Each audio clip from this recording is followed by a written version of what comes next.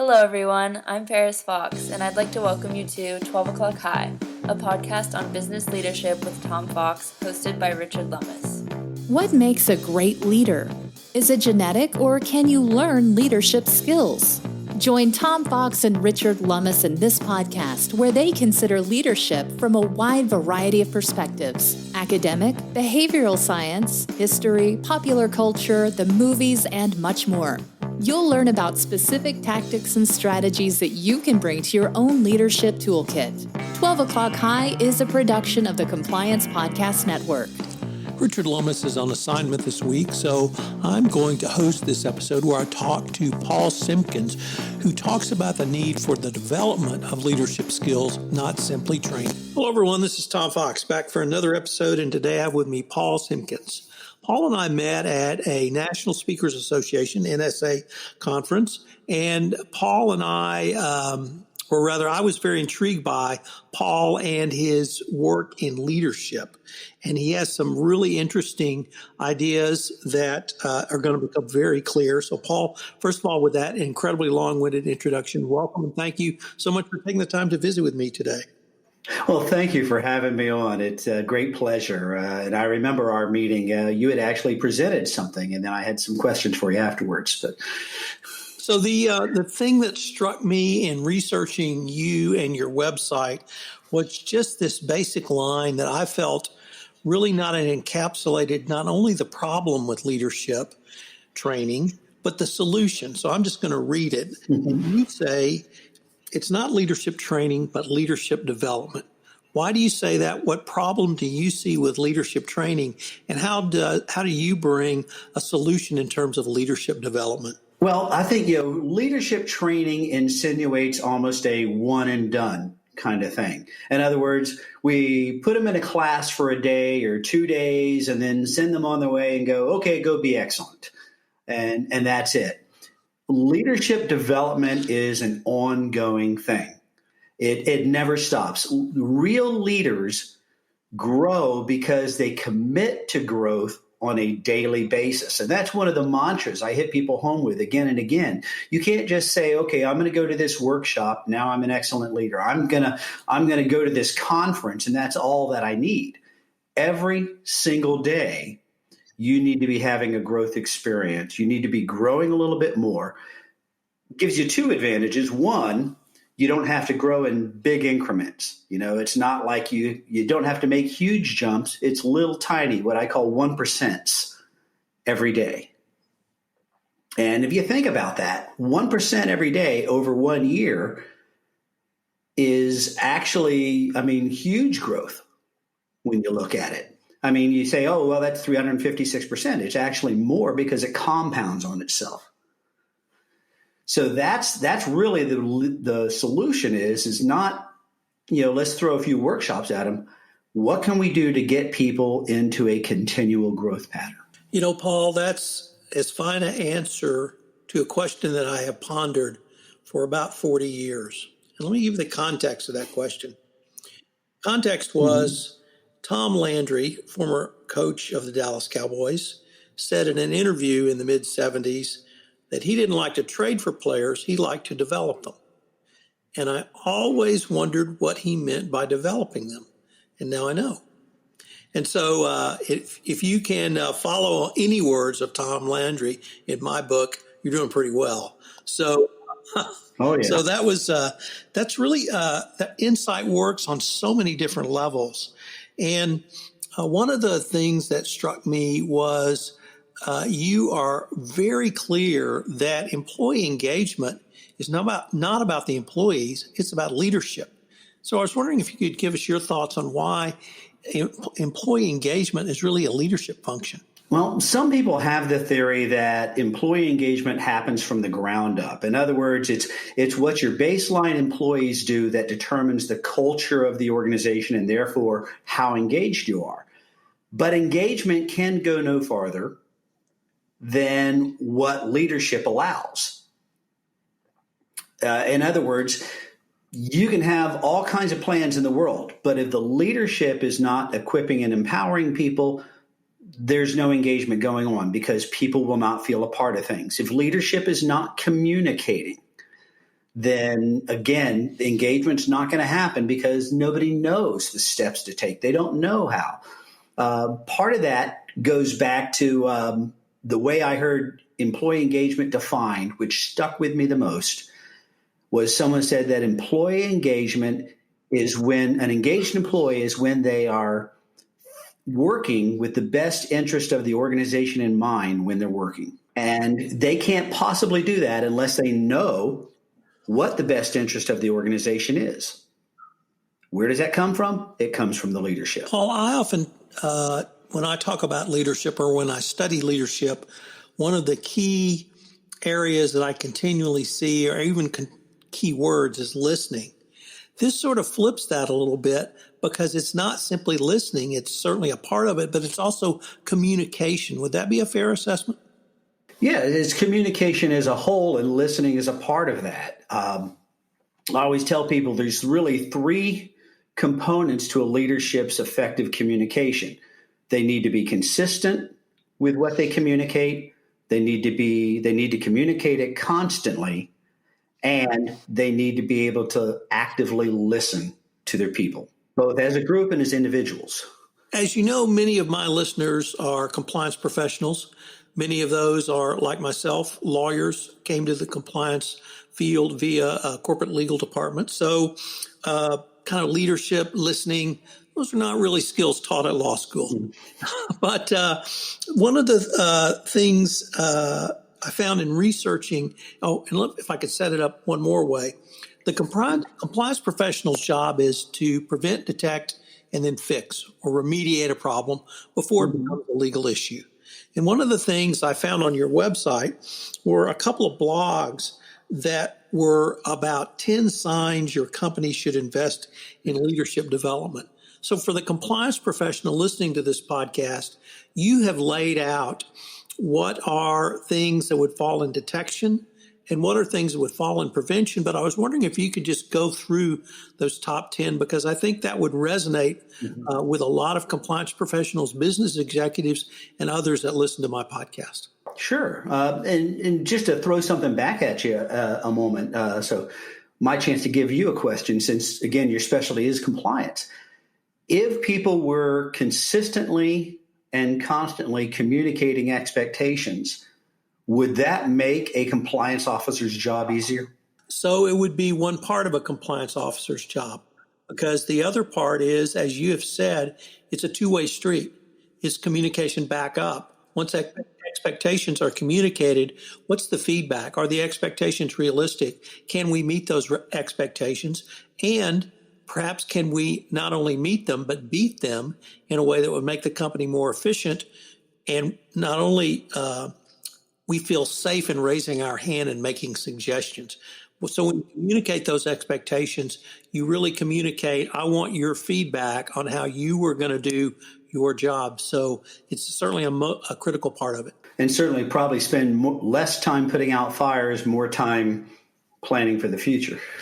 So what are some of the things that companies, the signs rather, that you would say a company should invest in leadership development, not a one and done training? Well, the first is if your HR department's a revolving door. If you've got a high turnover rate, then that's a problem. The industry benchmark tends to be around 10 to 15%.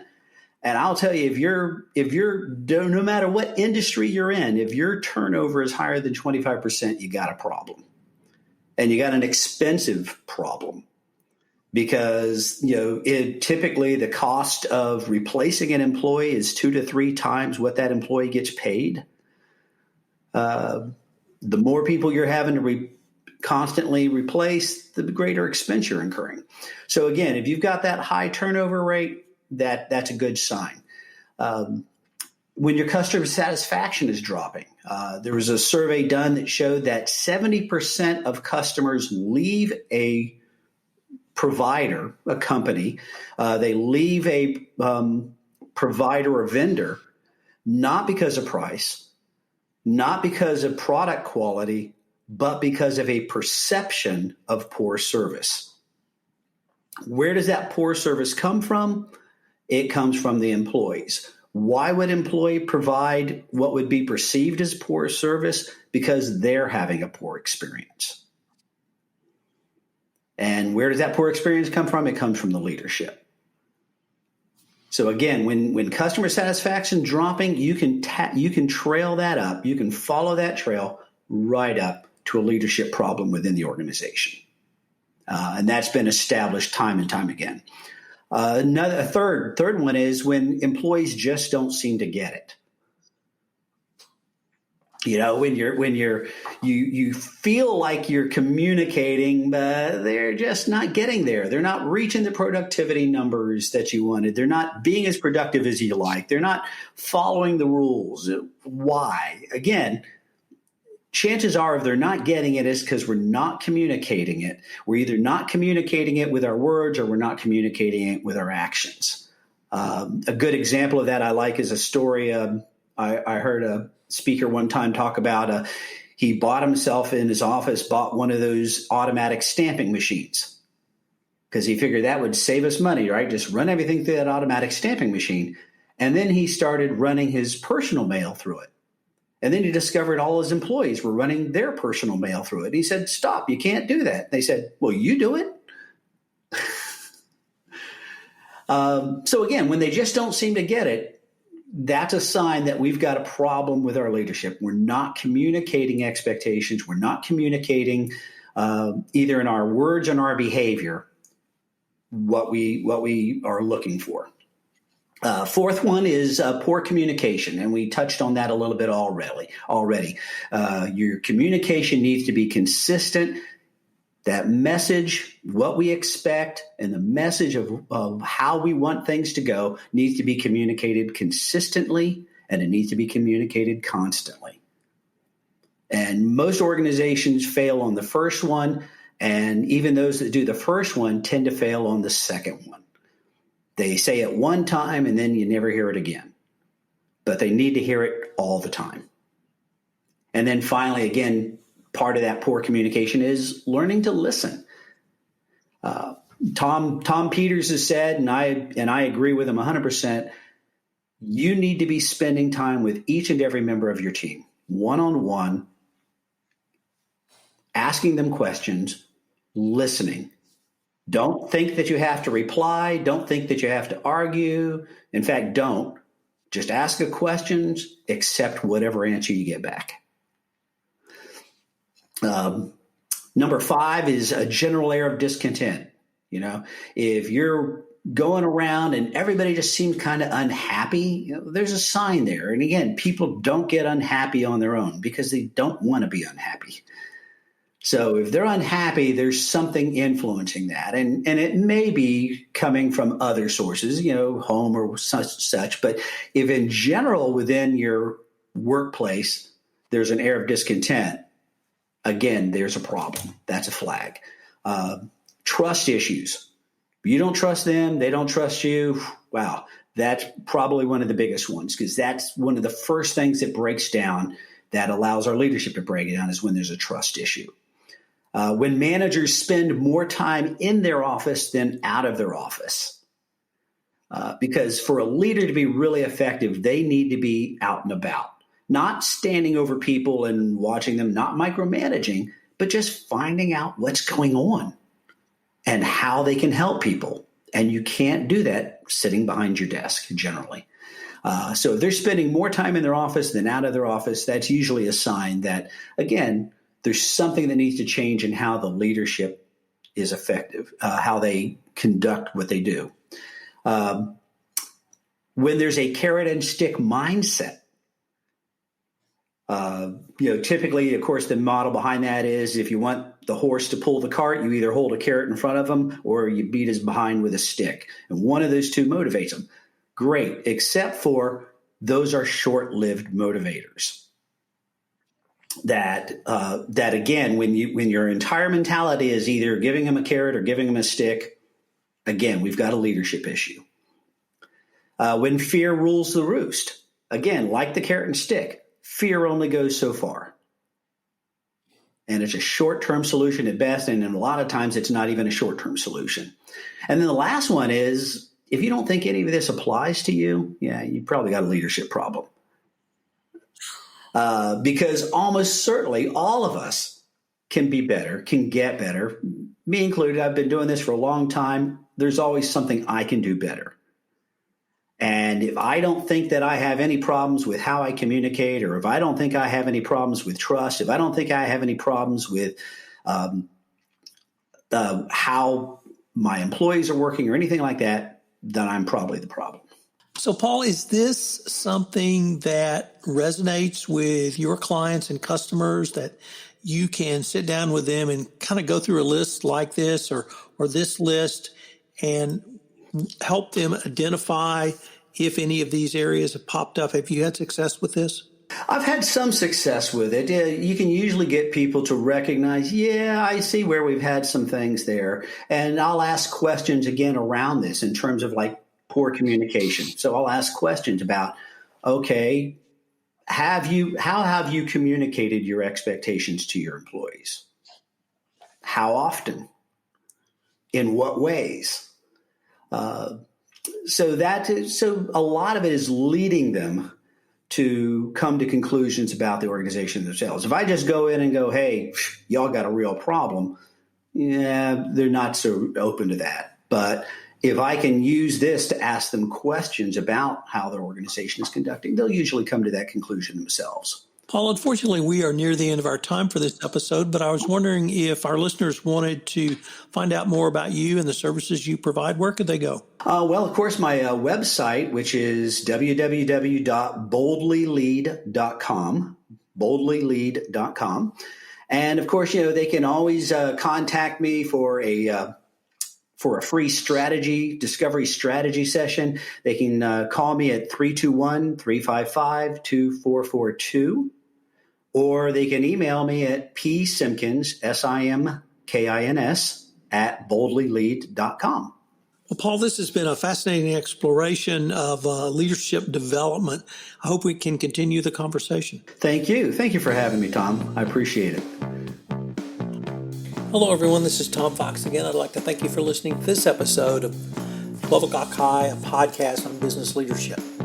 If you have any questions, you can email me at tfox@tfoxlaw.com. Please check out our research for additional reading if you're interested in finding out more about William Howard Taft. We found the research for this podcast fascinating. I hope you'll join us again for our next series of episodes where we're going to take a deep dive into Theodore Roosevelt, the 26th President of the United States. I know you will enjoy it. Thanks so much for listening to this episode, and we look forward to visiting with you again. 12 O'Clock High, a podcast on business leadership, is a production of the Compliance Podcast Network and a proud member of C-Suite Radio.